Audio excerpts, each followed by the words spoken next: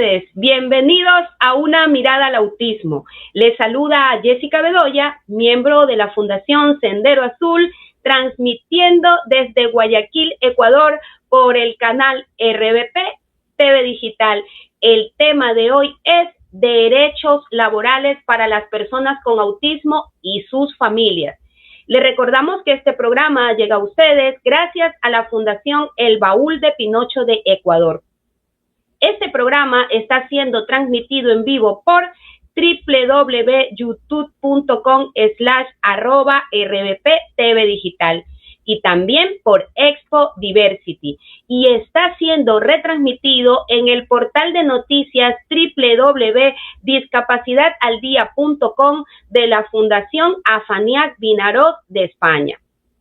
El impacto de las personas con autismo en el ámbito laboral ha sido tradicionalmente pobre, tanto en calidad como en cantidad. Encontrar el puesto adecuado es casi una utopía. Entre el 76 y 90% de personas adultas con autismo están desempleados y no desarrollan ninguna actividad productiva o laboral. Las leyes de inclusión laboral buscan promover la igualdad de oportunidades y eliminar la discriminación en el ámbito laboral. En nuestro país existen leyes para la inclusión laboral, la cual es importante conocer, ya que para una buena inserción, además de necesitar programas de entrenamiento e inclusión laboral centrados en la persona, de ajustes razonables para un individuo con autismo concreto. Se debería tener la actitud para incluirlos sin necesidad de recordarles a los empleadores que existen derechos de trabajo digno para las personas con discapacidad. Por esto, el día de hoy hemos invitado a nuestro socio, el doctor Vicente Sarmiento, que nos va a despejar muchas dudas sobre estos derechos. Bienvenido, Vicente, a nuestro programa Una Mirada al Autismo. Gracias por estar aquí. A ti, muchas gracias, Jessica, por invitarme. Yo siento que este tipo de programas realmente de alguna forma fortalecen la capacidad de las personas y van a conocer exactamente cuáles son sus derechos y cómo reclamarlos, que eso creo que es muy importante. Exacto, Vicente. Y para poder ir comprendiendo el tema, ¿cuándo una persona con autismo puede reclamar sus derechos laborales como una persona con discapacidad? Mira, yo creo que todas las personas que tengan discapacidad, lo primero que tienen que hacer es buscar que las diferentes entidades del Estado le den la calificación de discapacitado. ¿Y por qué eso es importante? Porque de esa forma prueba que tiene una discapacidad y en consecuencia es una de las personas, una persona vulnerable y que tiene derecho a ser tratado de una forma especial. Las personas con discapacidad, para entrar a una empresa, ¿qué deben tener para ser aceptadas?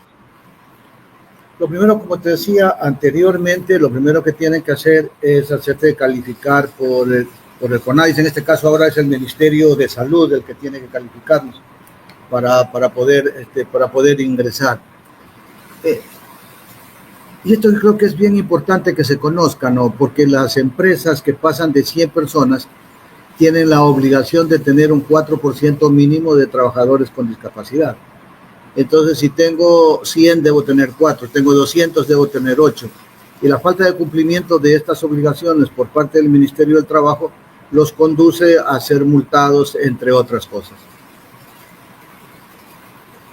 Vicente, ¿y cuáles serían las leyes que ayudan a las personas con discapacidad para que se respeten sus derechos laborales?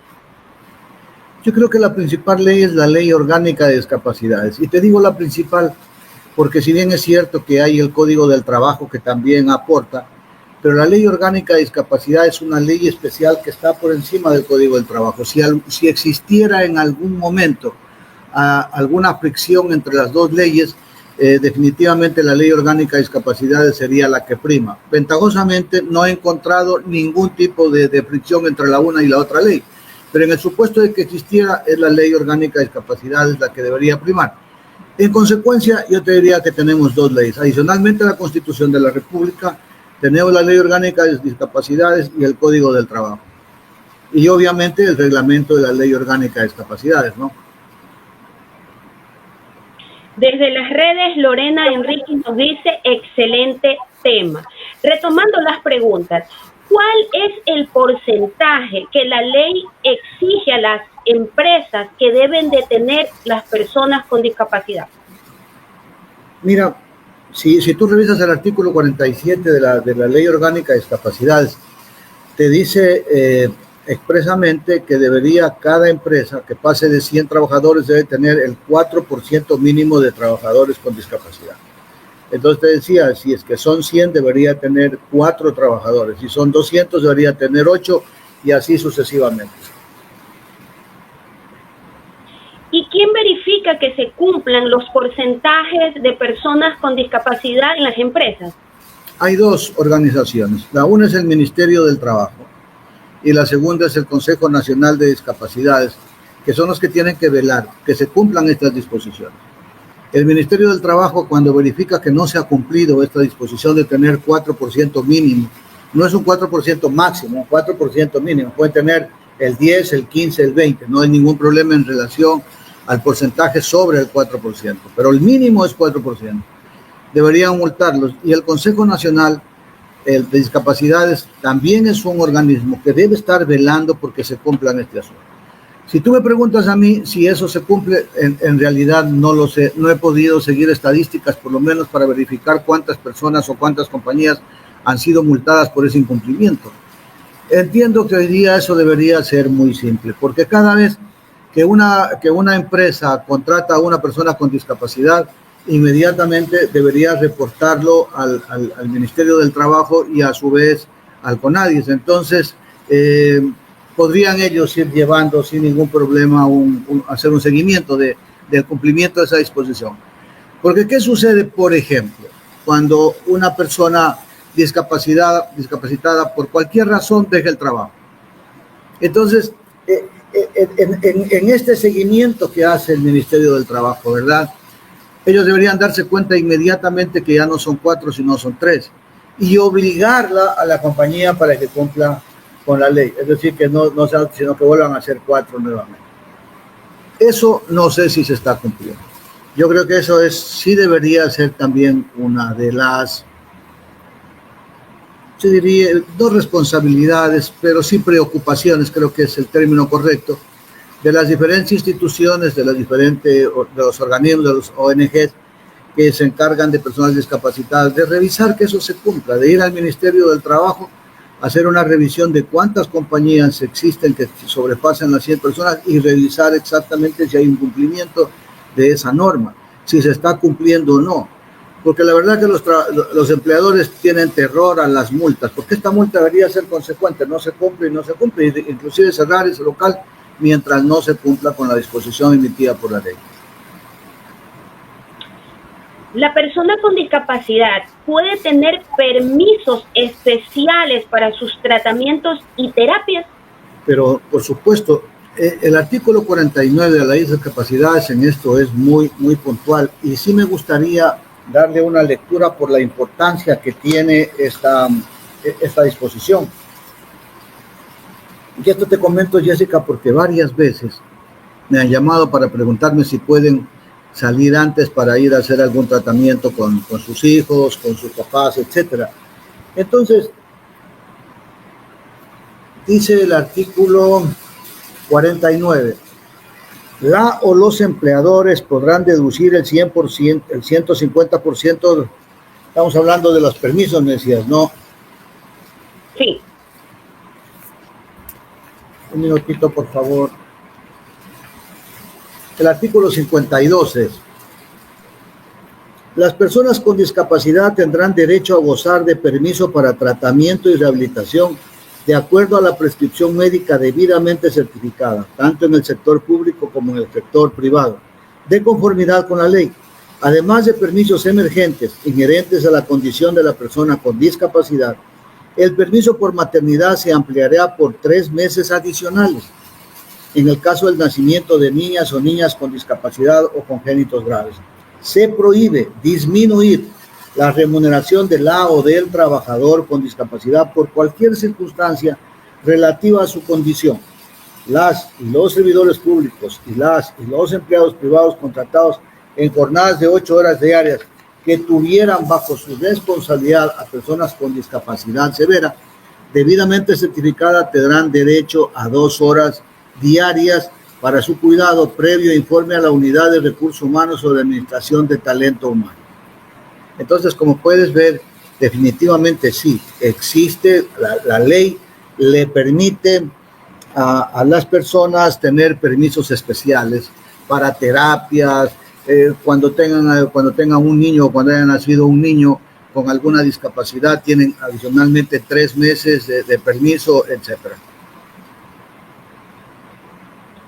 Tengo una consulta desde las redes. Claudia nos dice, ¿se debería preguntar que se cumpla esta norma, si se cumple o no al Ministerio de Trabajo? Yo diría que sí. Se podría hacer un seguimiento con el Ministerio del Trabajo. En primer lugar, porque te digo algo. Por ejemplo, en los padres sustitutos, ¿verdad? Que eso es muy simple, ¿verdad? Si mañana tengo un padre sustituto o lo que sea, el abuelo sustituto, el tío sustituto o una persona que se encargue de cuidar a una persona que tenga discapacidad, deberíamos nosotros preguntarle si esas 4 personas, por ejemplo, o sustitutos, tienen o no tienen 6 horas de trabajo y no las 8 horas de trabajo. Porque de acuerdo con la ley debería tener 6 horas de trabajo porque tiene que salir a cuidar a su niño o a su niña o a la persona adulta que tiene discapacidad. Entonces sí, podríamos revisar, se podría preguntar al Ministerio del Trabajo y si el Ministerio del Trabajo no lo sabe, podrían oficiar a esta empresa privada o pública para verificar cuál es el horario de trabajo que tiene. Porque cuando te emiten la comunicación al Ministerio del Trabajo, te dicen cuál es la discapacidad que tiene y cuál es el grado de discapacidad que tiene. Entonces, evidentemente, si tiene una persona 70 grados, por ejemplo, por 70% de discapacidad, es obvio que necesita tener un cuidado especial. Y en consecuencia, debería tener realmente 6 horas de trabajo y no 8 horas de trabajo. Esto nacería de una revisión, yo diría casi de sentido común, ¿verdad? Porque si tengo una discapacidad del 70, ¿cuántas horas está trabajando? ¿Trabaja 8 horas? No es correcto, debe trabajar 6. No sé si me expliqué adecuadamente. Sí, Vicente, tengo desde las redes una consulta. Teams Astros nos dice, en el ministerio indican que a partir del 75%. A ver, ese es un tema que hasta el 1 de enero del 2025 se venía manejando. Esto es algo que les voy a pedir a todas las personas que pongan muchísima atención en lo que les voy a comentar. Porque adicionalmente, yo no sé cómo lo van a implementar en forma posterior. Yo estoy claro cómo se lo va a implementar en una sentencia, pero no sé cómo lo van a implementar en el Ministerio del Trabajo. Y eso yo creo que hay que hacer un seguimiento muy, muy especial. El artículo 51, si no soy muy claro en esto, yo te voy a pedir que tú me pidas que me amplíe un poco más porque es un tema demasiado importante para que no quede claro. ¿De acuerdo? Okay. Sí. En el artículo 51 de la ley, me voy a permitir leerlo por la importancia que tiene, por todo lo que ha pasado a partir de enero del 25.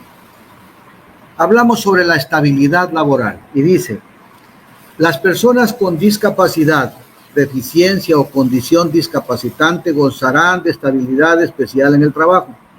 En caso de despido injustificado de una persona con discapacidad o de quien tuviera a su cargo la manutención de la persona con discapacidad, deberá ser indemnizada con un valor equivalente a 18 meses de la mejor remuneración, adicionalmente de la indemnización legal correspondiente. Las personas que adquieran una discapacidad en su vida laboral, por caso fortuito o por enfermedad sobreviviente, tienen derecho a su rehabilitación, readaptación, capacitación, reubicación o reinserción de conformidad con la ley. Además, Para la supresión de puestos no se considerarán los que ocupen las personas con discapacidad o quienes tengan a su cuidado y responsabilidad un hijo, cónyuge, pareja en unión de hecho, progenitor con discapacidad debidamente certificado por la Autoridad Sanitaria Nacional. Esta disposición fue interpretada, lo que te acabo de leer, este artículo que te acabo de leer, fue interpretado por el CONADIS y posteriormente por el Ministerio del Trabajo. Entonces el CONADIS hizo una clasificación de discapacidades.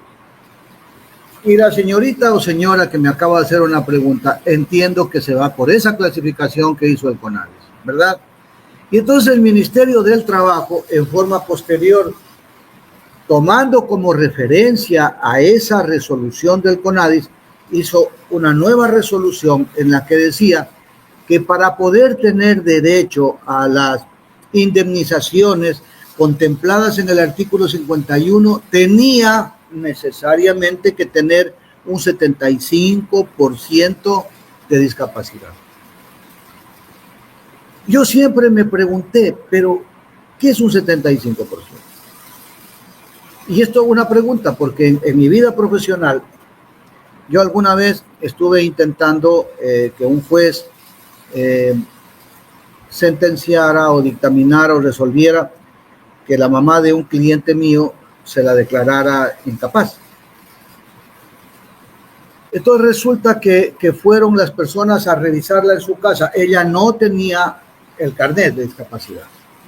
Entonces fueron el grupo de personas que nombró el juez y le dieron 72% de discapacidad.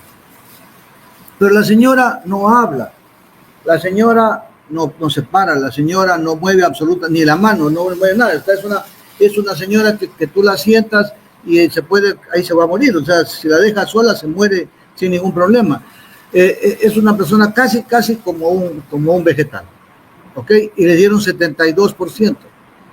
Y entonces decía, ¿qué se necesita para tener el 75%? Si la señora que yo te estoy refiriendo era una persona que si tú la dejabas como una plantita, estaba sentada y se sabía que estaba ahí porque hacía sonidos guturales en algún momento y ellos ya lo entendían, creo que tenía algo de sed o cosas por el estilo. Pero eso yo creo que esa comprensión nace un poco de las personas que están al lado de ella porque van probando qué es lo que quiere. Entonces, ponle agua, ya quiere comer, apuesta las cosas, ¿verdad?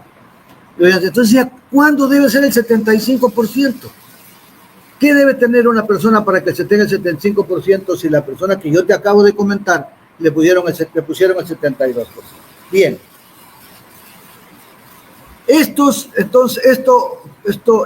indicaba que hacer un reclamo por despido intempestivo sobre el 70% era casi imposible. Casi imposible. Tenías que tener unas limitaciones extraordinarias para poder hacer. Entonces, el primero, y perdóname que tengo que leer esto, creo que es muy importante. Claro. A través de la resolución 01 del 2025, la Corte Nacional de Justicia emite una resolución en la que dice lo siguiente.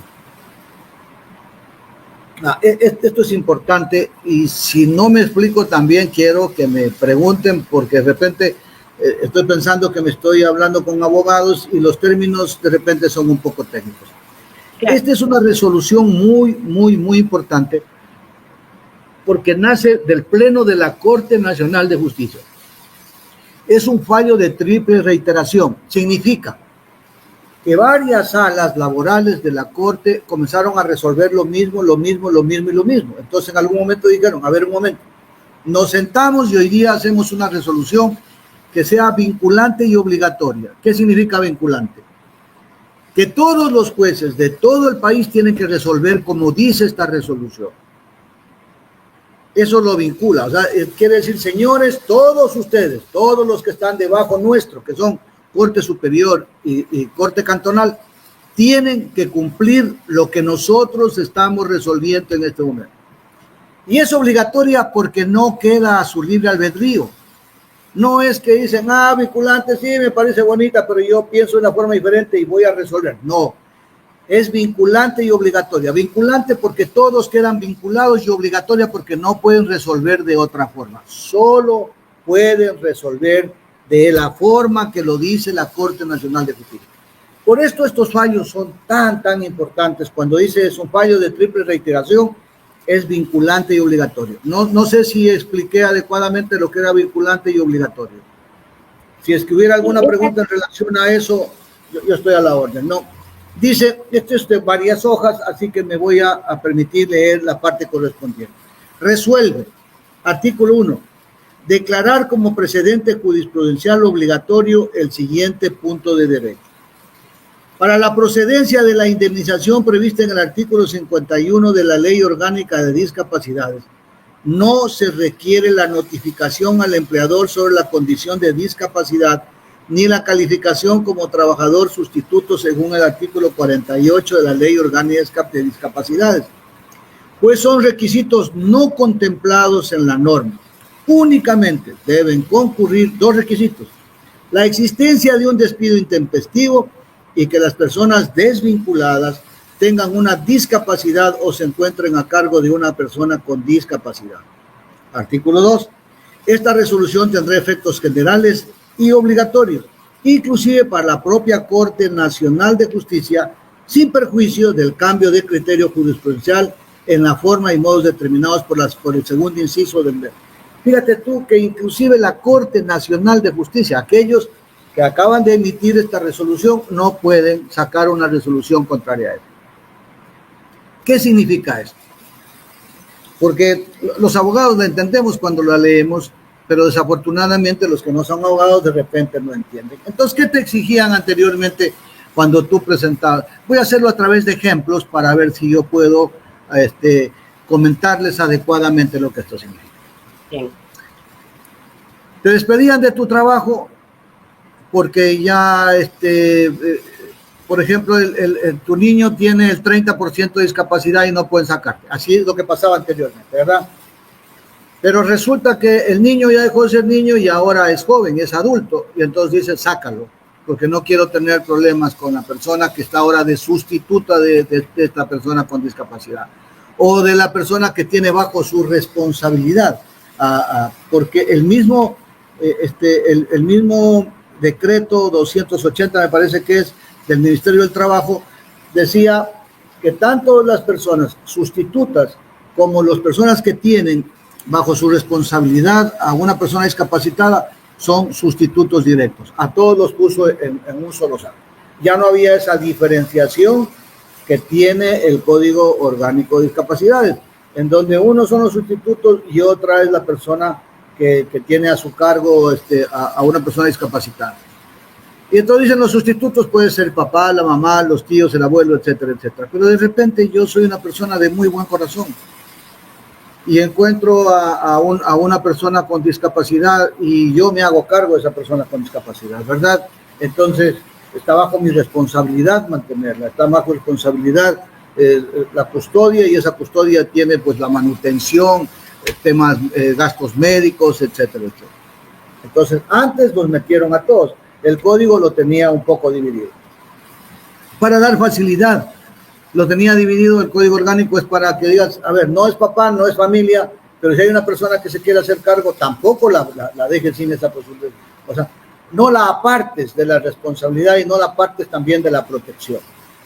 Porque si de repente la parte de la protección dice, ya no puedo, o sea, realmente mejor, ya no te puedo seguir ayudando. Bien. Anteriormente te decía, el ministerio, yo presentaba la demanda y tenía que necesariamente llevar un carnet de discapacidad que diga el 75%. Y anteriormente tenía que al juez justificarle que me he inscrito como sustituto. ¿Ok? Esa falta de inscripción o esa falta de calificación de sobre el 75%,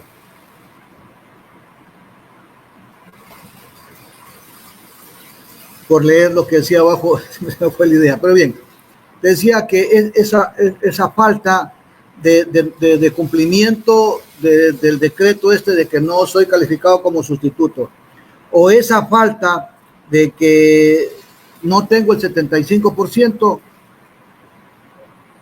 jueces de la Corte Superior de Justicia de Guayaquil y de otros lugares del país, decían, no tiene derecho a los 18 meses que manda el artículo 51. Pero con esta resolución les dice un poco más arriba, ¿en qué parte de la ley dice que tiene que tener el 75%? ¿Y en qué parte de la ley dice que tiene que estar declarado como sustituto para que tengan los derechos que prescribe la Ley Orgánica de Discapacidades? ¿Desde cuándo el CONADIS, a través de un decreto, a través de un acuerdo o a través de una resolución, o el Ministerio del Trabajo, a través de un acuerdo ministerial o una resolución emitida por el ministro del Trabajo, está por encima de una ley orgánica o está por encima de la Constitución de la República? En ninguna parte de la ley orgánica ni el reglamento de la ley orgánica dice que se tiene que tener el 75%. Ni en ninguna parte dice que se tengo que ir a inscribir que tengo que inscribirme para poder reclamar eso, tengo que inscribirme en el Ministerio del Trabajo. En ninguna parte. Por lo tanto, estos requerimientos que nacen de estas dos resoluciones son inconstitucionales y no los vamos a considerar. Lo único que se tiene que probar es que tiene discapacidad. Se tiene que probar profesionalmente que él se hace cargo de esa persona, porque no le van a dar a cualquier tipo. Por cierto, yo tengo un hijo discapacitado, yo me hago cargo de mi hijo discapacitado y me han despedido intempestivamente. Eso es lo único que hay que probar en un expediente laboral para poder sacar, para poder pedir la indemnización por los 18 meses. Entiendo, súper claro. Pero aún así siguen habiendo estos pequeños problemas en relación al... Voy a terminar esto con un comentario. Bien. El Ministerio del Trabajo sí tiene la obligación de buscar que se inscriban los sustitutos, pero no porque le van a dar el derecho para que reclame en forma posterior los 18 meses, sino para que la compañía cumpla con el requisito establecido en la ley que dice que debe tener mínimo el 4%. Son dos cosas absolutamente diferentes. El ministerio busca el cumplimiento de su ley, que no tiene que ver con esto. Y la ley, el artículo 51, tiene ahora un cumplimiento distinto a partir de la emisión de esta resolución de fallo de triple reiteración emitido por la Corte Nacional de Justicia. No sé si pude ser claro, pero como es un poco técnico, de repente necesitan que se amplíe un poco más, estoy a la orden. Claro, a mí me quedó claro, pero de repente si alguna persona quiere saber con mayor amplitud acerca del tema, nos puede escribir. Producción, ¿me podría poner el comentario? Una pregunta. Buenas tardes. Mi esposo tenía un cargo libre remoción. Lo sacaron de ese cargo. Él es sustituto. Mi hijo tiene un carnet de 64%, nos dice Marcela Domínguez. Bueno, es que en los cargos de libre remoción yo creo que esto no cabe, ¿no? Porque yo entro a trabajar en un lugar como gerente de una compañía y mañana ya no puedo seguir siendo gerente por mil razones, porque entonces yo creo que sí se lo puede sacar sin que tenga necesariamente que cumplirse ningún tipo de pago adicional.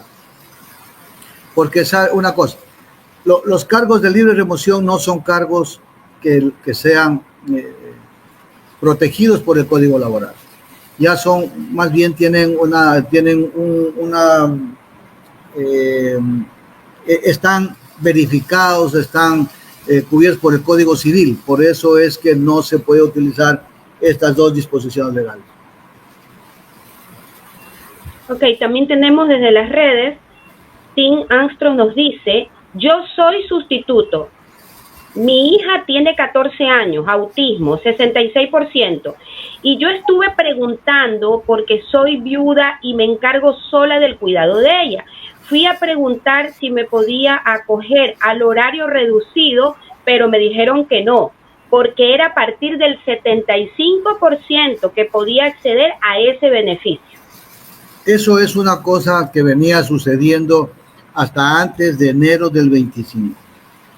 Porque como les dije, por eso es que decía, si es que no tiene claro, si no está clara la explicación que estoy dando, les pido que me pidan que la amplíe.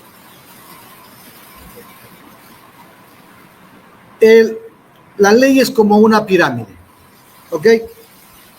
En la parte de arriba de esta pirámide, aquí, en la parte de arriba de esta pirámide, está la Constitución de la República. Debajo de la Constitución de la República están los acuerdos internacionales y debajo de los acuerdos internacionales están las leyes orgánicas. Y debajo un montón de leyes más que en este momento no nos interesan, sino estamos hablando de la Ley Orgánica de Discapacidad. ¿Ok? Esta ley, entonces, esta ley orgánica, además, es una ley orgánica especial. Si tuviera en algún momento algún roce con otra ley orgánica que tenga que ver con el tema de discapacidades, es la Ley Orgánica de la Discapacidad la que va a primar cuando se trate de temas de discapacidad. Porque entonces, porque sí, pero la ley orgánica es igual a otra ley orgánica. ¿Cuál es la ley especial en esta parte? Entonces, la ley orgánica, esa es la que prima. ¿Qué es lo que sucedió? Que los señores del CONADIS que están aquí, pues en el subsuelo, en esta pirámide que les acabo, les llama la pirámide keynesiana, en esta pirámide, y ellos, a través de una resolución, establecieron nuevos comportamientos legales que no estaban especificados en la Ley Orgánica de Discapacidades. Y a través de esta resolución del CONADIS, otra vez apareció el Ministerio del Trabajo y ratificó un asunto que no podían, así lo dice esta resolución, que yo los invito para que la lean y la impriman. Es la resolución 01 del 2025 de la Corte Nacional de Justicia. Si pueden verla ahí. Ok. Yo los invito para que lo vean, porque aquí en la lectura de esta resolución, que es un poco larga, dice muy claramente que el CONADIS ni tampoco el Ministerio del Trabajo podían reformar a la ley, y que cuando están haciendo estos acuerdos o estas resoluciones, están reformando la ley, y ellos no pueden, por lo que les acabo de explicar en la pirámide keynesiana. Las leyes orgánicas están arriba en el tercer puesto y un acuerdo ministerial está en el subsuelo. Está bajísimo. Entonces, ¿cómo? Perdónenme, no quiero ser peyorativo con lo que voy a decir, solo quiero explicar.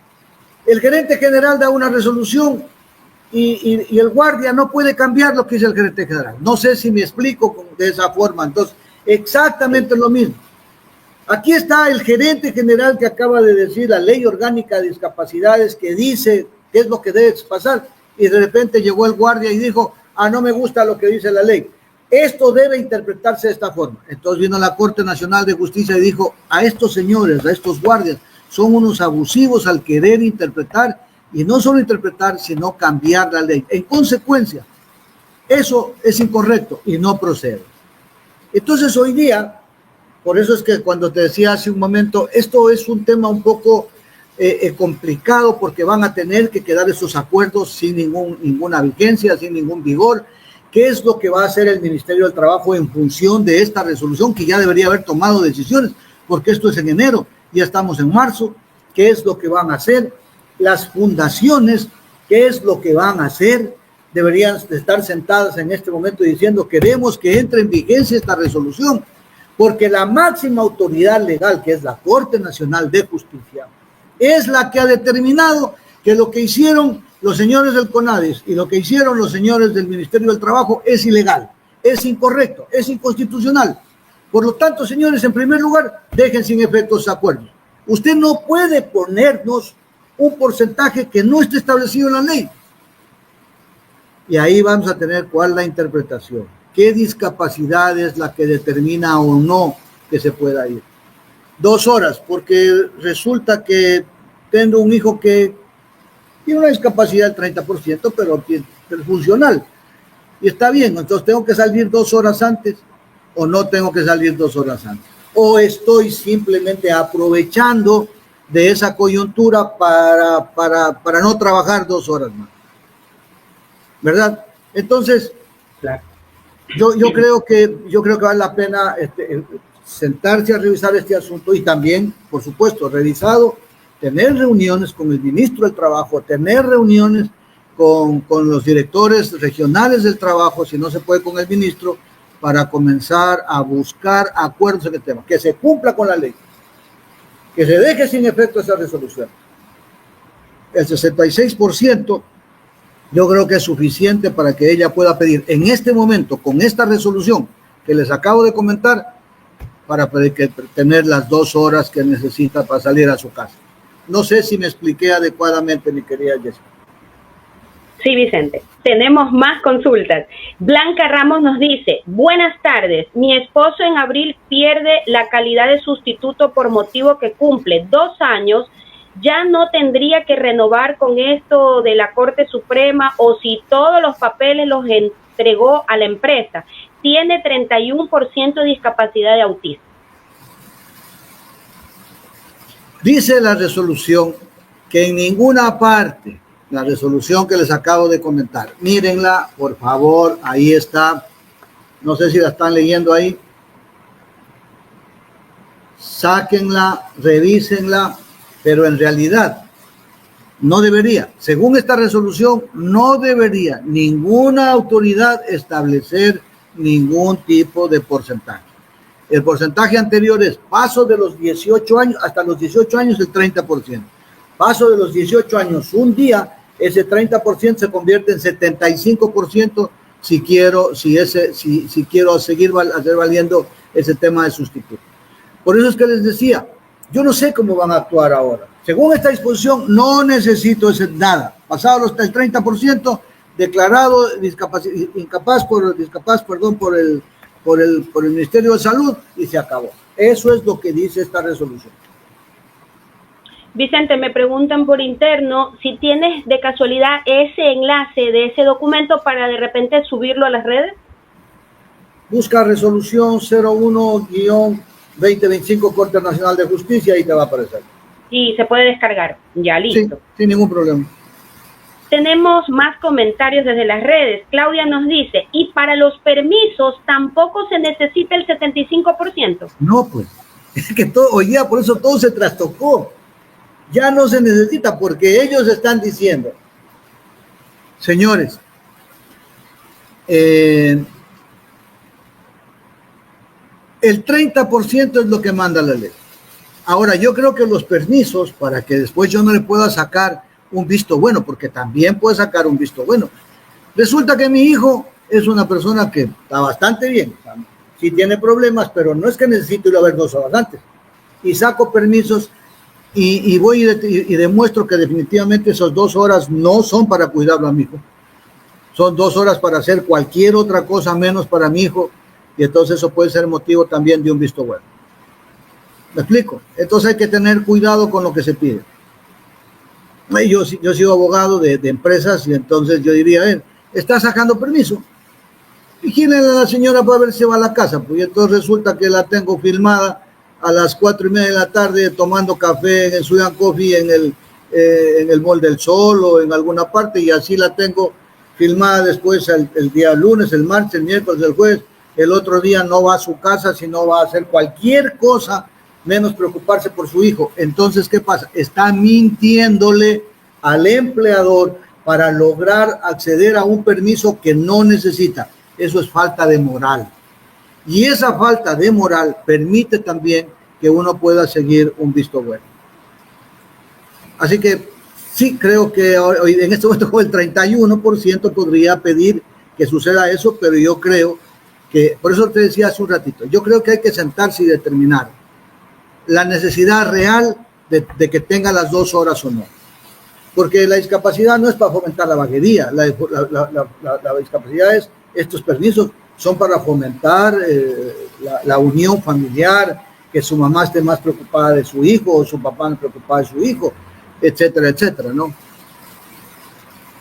Tenemos más comentarios de las redes. Juan Ustokovich nos dice, excelente tema, 1000 bendiciones, saludos desde Esmeraldas. Carmen Espinosa, saludos desde Daula, excelente programa.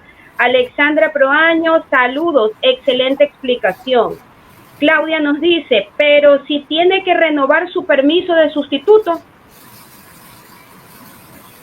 A ver, yo diría que sí, en relación a que él está cumpliendo con un propósito distinto al de obtener en forma posterior, obtener el pago de los 18 meses. Lo que está haciendo a través de esto es verificar que la empresa cumple con el 4% que manda la ley. No sé si me expliqué, son dos cosas absolutamente diferentes. La una es que en el Ministerio del Trabajo la empresa cumpla con el 4%, pero eso no significa que no tenga derecho para el 71, los 18 meses que corresponden. Porque hace un momento hay una pregunta que decía, sí, pero mi esposo tiene el 31 y seguramente la hija o hijo dejó de tener 18 años, cumplió 18 años hace muy poco tiempo. Entonces, cuando quiso inscribirse, ya no tiene sentido que se inscriba porque se requiere, de acuerdo con la ley, el 75%. Entonces, hoy día, con esta resolución que les acabo de comentar y que la he puesto en pantalla, ustedes pueden decir, no señor, ya no se requiere eso. Yo lo único que requiero es el carnet de discapacidad y aquí está y lo voy a inscribir. Y si me dice que no lo puedo inscribir, démoslo por escrito. Y si le quieren dar por escrito, entonces eso es motivo de un recurso constitucional. Pero yo por eso les digo, yo creo que en este momento ellos están bajo algún tipo de presión respecto a este asunto y creo que vale la pena en algún momento que el grupo de fundaciones que existen en Guayaquil, por ejemplo, sentarse a hacer un análisis de esto, que es tan importante, pero muy importante, extraordinariamente importante, y ir a conversar con las personas y buscar puntos en los que haya acuerdos para que este asunto pueda comenzar a aplicarse rápidamente, evitando de esta forma que haya mucha gente, como la señora que hace un momentito tuvo la gentileza de participar. ¿Y qué pasa con mi marido que mi hija tiene el 31 y a mi marido ya no lo quisieron inscribir como sustituto? ¿Qué pasa con eso? ¿Por qué no lo quiere inscribir? No sé cuándo lo hizo, creo que lo hizo ahora en marzo, no sé si lo hizo en febrero o lo hizo el año pasado, no lo sé. Pero esta resolución, que es vinculante y es obligatoria y es la que se tiene que tomar en consideración como punto de partida para cualquier resolución en lo posterior, todavía no está siendo aplicada. ¿A quién tiene la responsabilidad de esto? Claro que las instituciones que seguramente no la conocen, porque la Corte Nacional de Justicia no es que saca una resolución y dice compártanla a todas las instituciones, la comparten con los abogados. De hecho, yo no la conocía hasta hace poco que Claudia tuvo la gentileza de compartirla y me pareció extraordinaria, me pareció pero básica, o sea, fundamental. Vicente, ¿qué requisitos debe tener un padre de familia para ser sustituto y quién otorga este documento de sustituto? El sustituto lo otorga el Ministerio del Trabajo y el único requisito que se requiere es que tenga el carnet de discapacidad. No pueden pedirle nada más. ¿Cómo se saca el carnet de discapacidad? No lo conozco. Sé que es un trámite cruento, largo, terrible, porque que no tiene padrinos ahí no se bautiza nunca y entonces obtener ese carnet es difícil, complicado, por lo menos por el tiempo. Pero una vez que tengo el carnet, eso es muy simple, porque se ha traído una solicitud que se va al Ministerio del Trabajo, se la presenta e inmediatamente a pesar de que me pareció un poco gracioso esto. El papá de una niña que tiene una discapacidad importante se quería inscribir como sustituto, porque estaba en la clínica y entonces por estar en la clínica parecería que lo querían hasta botar del trabajo, ¿verdad? Entonces digo, estoy hablando del año pasado, porque con esta resolución me hubiera reído, pero no teníamos esta resolución y no teníamos la tranquilidad que tengo ahora. Entonces me llama y me dice, ¿qué hago? Le digo, hagamos un poder en la clínica, donde va la señora la notaria, y va y le recoge la firma y toma la foto que está en la clínica firmando y todo lo más y la apunta al poder y todo eso. Y cuando va y le dice, no puede, que es un trámite personal. Entonces no podía creer que suceda eso, ¿no? Que una persona, otra vez, en la escala de toma de decisiones, es una persona que no tendría esa capacidad, dice, sí, pero esto no se puede hacer. No se puede hacer porque esto es personal, pero el poder, pues es el que me sustituye, la persona a la que le doy el poder me sustituye a mí, por eso existe el poder. Porque el poder no es otra cosa que permitirle a la persona que me va a representar, diga que soy yo, va sustituyéndome a mí si yo le doy el poder, ¿verdad? Entonces va y dice, soy Vicente Sarmiento sustituido por mí, pero el que está firmando, el que está haciendo, el que está pidiendo es Vicente Sarmiento, a través mío. Ese es el motivo. Dijeron que no.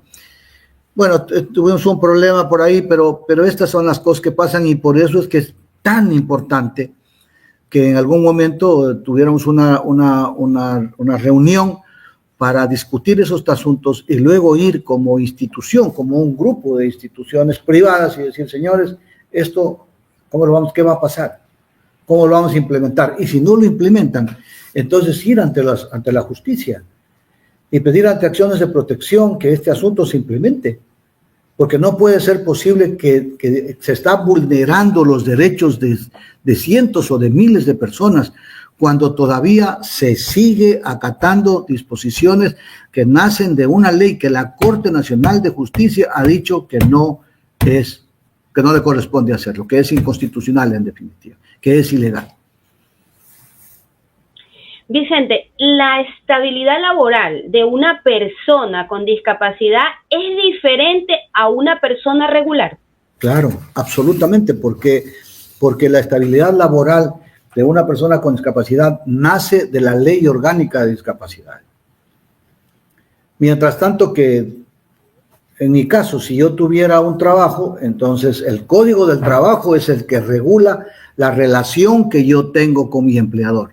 Pero en el caso de una persona con discapacidad, en una parte de la relación la regula la Ley Orgánica de Discapacidad y en otra parte de la relación la regula el Código del Trabajo. Y por eso te decía, si en algún momento, yo no he encontrado nunca, si en algún momento hubiera un enfrentamiento del Código del Trabajo con la Ley Orgánica de Discapacidades, la que va a primar es la Ley Orgánica de Discapacidades, no el Código del Trabajo. El Código del Trabajo es como una ley supletoria a la Ley Orgánica de Discapacidad. Mientras tanto que si se trata de personas como yo que no tengo ninguna discapacidad, entonces la Ley de Discapacidades no opera para mí, solo es el Código del Trabajo. Producción, ¿me puede poner el comentario? La señora Alexandra Proaño nos dice, se indica que uno deja de ser sustituto a partir de que cumplen los 18 años. Si consigo un trabajo y bajo mi responsabilidad siguen estando a cargo mis hijos y 2 de ellos con carnet de 55 y 40%. Es que es lo que decía y explicaba hace un rato. El tema de sustitutos y la forma de calificación y la cantidad o el porcentaje que se requería, eso nacía de 2 resoluciones, la del CONADIS y la del Ministerio del Trabajo. Según esta resolución, la 01 del 2025, esas resoluciones no deberían tener ningún tipo de legalidad. No deberían crear ningún efecto legal. En consecuencia, ellos no pueden exigirme que tenga el 75%, porque no es que no podía inscribirme como sustituto a pasados los 18 años. No es verdad. Creo que Alexandra ahí está equivocada en este tema. Dice, no puedo ser sustituto. No podía ser sustituto porque tiene más de 18 años, porque no tenía el 75%. Podía ser sustituto pasados los 18 años si es que tenía el 75%. Pero me parecía, según pude leer, Alexandra dice que tenía 54 y 44. Claro, y le decían, ya señora, no puede ser sustituta porque su hijo tiene 54 y el otro 44. Y de acuerdo a estas resoluciones, se necesita el 75%. Pero hoy día eso desaparece y hoy día ese es un tema. Entonces, hoy día, ¿qué va a hacer el Ministerio del Trabajo? Si esta ley está dejando sin efecto las 2 resoluciones. ¿Qué va a decir? No, es que tiene que ver con 75%. No, señor, eso es una cosa ilegal. Usted no me puede pedir un asunto del 75% porque eso es ilegal.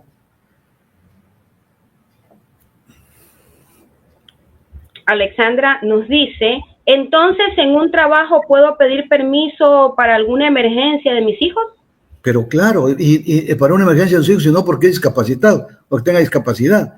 En cualquier momento, si tengo un problema con mis hijos, tengo derecho a tener permiso. Mañana mi hijo se me cae, tengo que estar pidiendo, salgo corriendo a verlo porque tiene un problema muy serio, no importa que tenga discapacidad o no, salgo corriendo a verlo. Mañana, perdónenme que ponga estos ejemplos un poco exagerados, lo atropellan. Y me van a decir que no tengo permiso para salir a verlo. No, pues. Inmediatamente, que no tiene discapacidad, tengo permiso con mayor razón para una persona con discapacidad. Eso es lo que les decía, es simplemente que yo creo que lo que debería hacerse también es establecer algún tipo de norma para determinar, por ejemplo, si es que en verdad necesita o no necesita ese cuidado de 2 horas que estamos reclamando nosotros, porque están diciendo, no quiero trabajar 8, sino solo 6. Pero en realidad mi hijo necesita que lo cuide esas 2 horas o no, o esas 2 horas las requiero para ir a conversar con mis amigas o salirme antes del trabajo, para fomentar la vaguería. Ese es un problema y ahí es cuando empiezan, yo creo que varios inconvenientes con los empleadores. Entonces, si uno demuestra definitivamente cuál es el estado del niño y necesito ir a ver, por ejemplo, un niño ciego, ¿cómo no va a necesitar 2 horas antes para una persona que no pueda ver adecuadamente? Lo voy a ver porque necesito ayudar con trabajos, no sé. No sé exactamente cómo. Pero yo creo que eso podría, explicarle al empleador la dificultad que tiene mi hijo. Pero un niño que tenga 64%, por ejemplo, es una persona que tiene problemas muy serios, ¿verdad? Entonces a esa persona no necesito estarle explicando nada. Voy, certifico, se acabó. Pero una persona que tiene 31%. ¿Cuál es el grado de discapacidad de una persona que tenga 31%? Debe ser mínimo, o sea, no sé si necesite que esté 2 horas antes ahí, o que sea simplemente porque la mamá lo está cuidando, no sé. Entonces yo creo que ahí se van a disparar alertas para saber si en realidad lo que están pidiendo es correcto o no es correcto. Alexandra nos dice, pregunto por las crisis, eso no se puede prever. Ah, claro, me dio una crisis en este momento, necesito salir inmediatamente. Claro. Vicente, ¿sí tiene algún beneficio el empleador por tener personas con discapacidad en sus empresas? Sí. Hay deducciones tributarias. Déjame, hay una disposición en la ley que habla sobre las deducciones tributarias del 150% de lo que tú pagues. Si tienes a 10 personas trabajando y cada persona gana $1,000, tienes $15,000, hay una deducción del 150% de ese valor en el impuesto a la renta. O sea, esa es una forma realmente de motivar a los empleadores para que contraten a gente con discapacidad, porque adicionalmente a que tienen la persona que está laborando, todavía tienen un incentivo tributario que de alguna forma está bien, voy a trabajar con ellos porque me van a crear también un pasivo muy serio, ¿verdad? Cuando entra una persona con discapacidad, no tengo que pagarle solo el tiempo por el trabajo si lo quiero despedir mañana, sino tengo que pagarle 18 meses adicionales. Entonces, un poco para opacar el temor que podría producirse por parte del empleador al momento de contratar a una persona discapacitada que tendría que pagarle, como te dije, esos 18 meses adicionales, le están diciendo sí, pero también tú tienes algún tipo de deducciones tributarias que te va a servir en el transcurso del tiempo. Entonces, cada año de lo que tú pagues tienes el 150% de deducciones tributarias. Si existiera acoso laboral para una persona con discapacidad, ¿qué debe de hacer? Los acosos laborales hoy día han sido fuente de muchas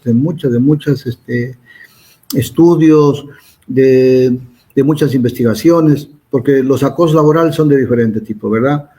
Entonces tienes un acoso laboral para una mujer, un acoso laboral también para un hombre que lo quieren sacar y entonces comienzan a cambiarlo de un lugar a otro, etcétera. lo que se hace es presentar una denuncia ante el Ministerio del Trabajo, advirtiendo lo que está sucediendo.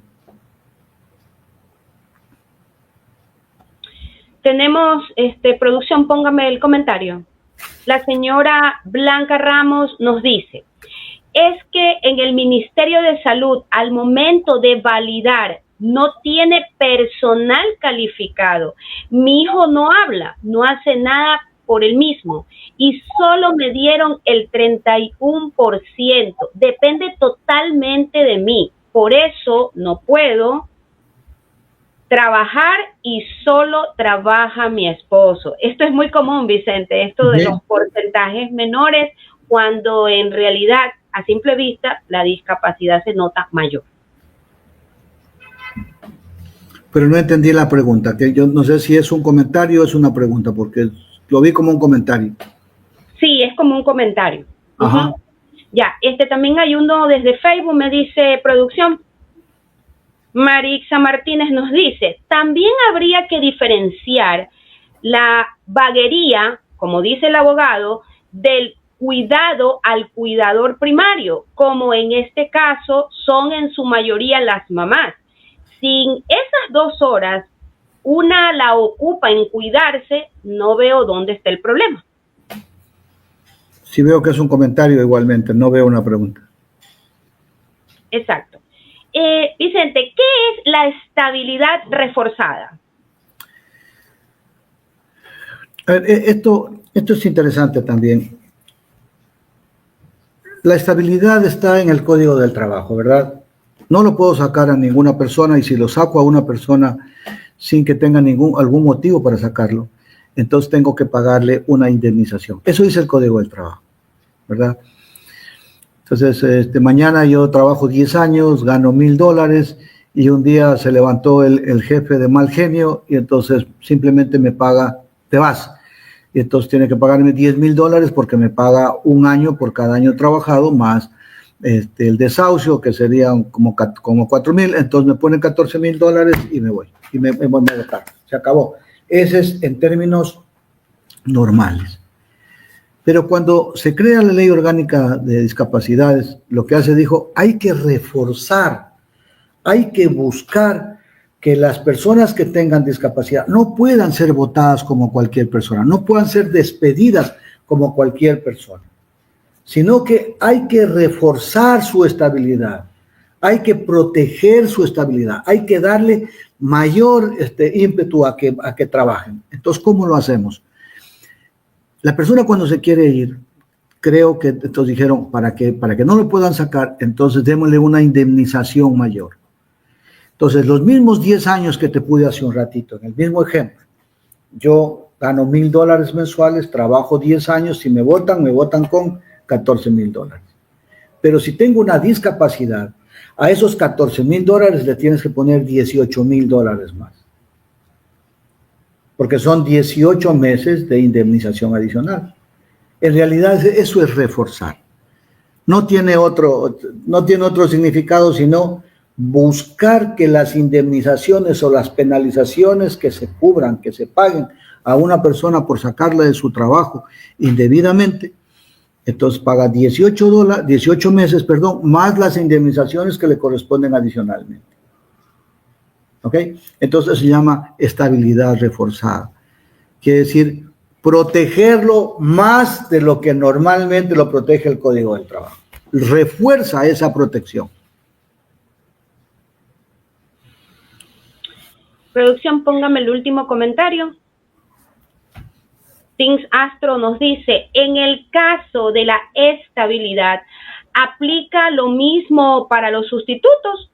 Trabajo para el Estado con nombramiento provisional. Esa sí es una consulta. Absolutamente. Exactamente lo mismo. Tanto para trabajadores particulares como para trabajadores del Estado, públicos, es exactamente lo mismo. La ley no tiene, lea el artículo 51, mi querida señora, que ya lo leímos anteriormente, pero no tengo problema en volverlo a leer si me lo permiten.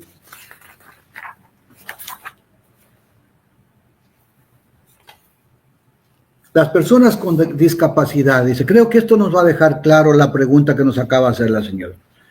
Las personas con discapacidad, deficiencia o condición discapacitante gozarán de estabilidad especial en el trabajo.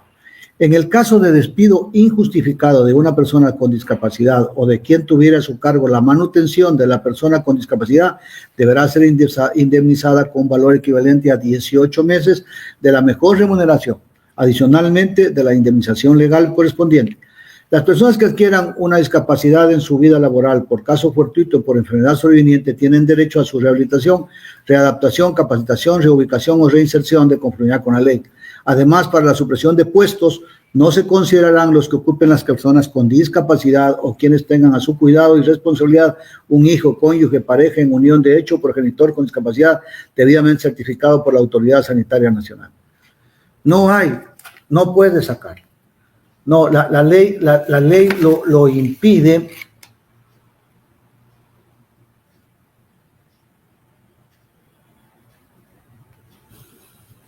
La ley lo impide.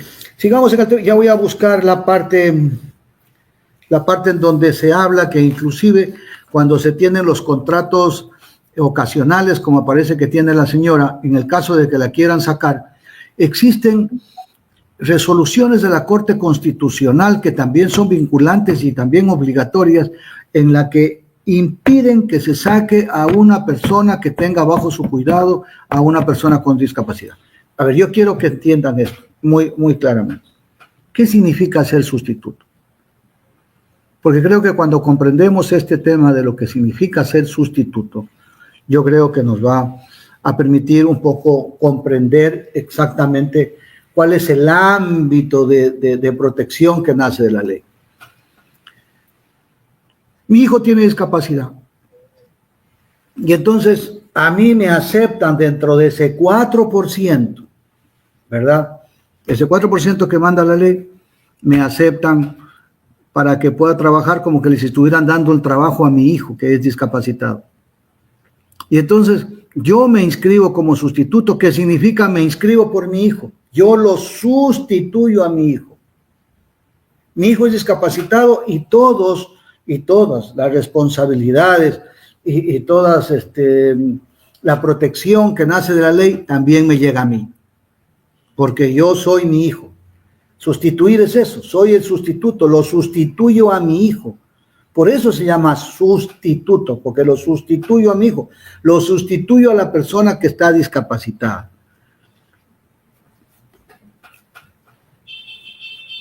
Listo, tenemos un último comentario de Claudia. Nos dice, si se tiene alguna consulta, ¿se puede hacer al doctor de la Fundación Sendero Azul? Así es, claro. Correcto, pueden comunicarse con nosotros para poderle hacer llegar esas consultas al doctor Sarmiento. Y bueno, hemos casi llegado, Vicente, al final del programa. Quisiera que como resumen les des las últimas recomendaciones a los trabajadores con discapacidad y también a los padres que hacen de sustituto. Yo más que conclusiones, yo quisiera solo recordarles dos cosas. Anteriormente, hasta el mes de diciembre del 2024, nosotros, todas las personas que de alguna forma tenemos algún vínculo con personas discapacitadas, estábamos reguladas por dos acuerdos, por dos resoluciones emitidas por dos entidades. La una, el CONADIS, y la otra, el Ministerio del Trabajo. Eso, de alguna forma, evitaba que muchísimas personas tuvieran la posibilidad de acceder a la protección de la ley orgánica de discapacidad. Con la resolución que les acabo de leer, y cuando ustedes lean toda la resolución, no la puedo leer porque es muy larga, nos cogeríamos toda la hora leyendo, por eso es que me permití leer la última parte, que creo que era lo importante. Pero cuando lean todas las resoluciones van a encontrar a su vez en esa resolución otras sentencias emitidas por las diferentes cortes provinciales de justicia que fueron tomadas como referencia para emitir esta resolución de la Corte Nacional, en la que ellos decían, no podemos darle la razón a la señora tal que ha pedido que se le pague los 18 meses porque no cumple el 75%. En otros casos, en un asunto que me pareció interesantísimo, la señora jamás estuvo ni siquiera calificada por el CONADIS o por el Ministerio de Salud ahora, ni siquiera tenía calificación, pero llegaron Y entonces trajeron a testigos y estos testigos dijeron, sí, la señora no se mueve, la señora no camina, la señora no habla, la señora no se cuenta. Entonces digo, está bajo mi responsabilidad. Y claro, eso me pareció excesivo para mí, porque en realidad yo sí creo que debería haber algún tipo de revisión por alguien, por la misma corte, por último. Porque cuando los jueces se comprenden que este es un asunto que le causa alguna duda, ellos pueden de oficio pedir, vaya una persona a verificar exactamente cuál es el grado de discapacidad que tiene. Pero sin embargo, es tan amplia esta resolución que no revisan eso y llegan a la conclusión de que se ha probado, de que la persona es discapacitada y que la persona que lo cuida, la persona que está pidiendo el pago de los 18 meses la cuida y en consecuencia dispone que le pague. Entonces yo creo que hoy día ha cambiado mucho el discurso. La narrativa del 24 al 25 tiene una distancia enorme. Y yo creo que nosotros debemos un poco dejar de lado o mirar con soslayo el tema de la narrativa del 24 y enfrascarnos un poco en la del 25 para hacer las cosas en función de la resolución de la Corte Nacional de Justicia del año 25. Bueno, Vicente, hemos llegado al final de este programa. Quisiera agradecerte por haber aceptado nuestra invitación. A ustedes, a vos particularmente por invitarme, muchísimas gracias. Espero que las explicaciones que les di hayan sido les haya servido a las personas que nos están escuchando y a las que nos escuchen después. La Fundación Sendero Azul está a la orden para darles una explicación adicional. Si hay necesidad de hacer esto un poco más ampliado, yo no tendría ningún problema en acceder a cualquier pregunta que tengan. Muchísimas gracias, Jessica, por invitar. Así es, ya está colocado ahí por producción el contacto de la Fundación. Y ustedes recuerden que para ver más de nuestros programas lo pueden hacer a través de nuestras redes sociales. Y el programa de hoy ha llegado a ustedes gracias a la Fundación El Baúl de Pinocho por el canal RBP TV Digital. Nos vemos la próxima semana. Esto fue Una Mirada al Autismo con Fundación Sendero Azul. Gracias.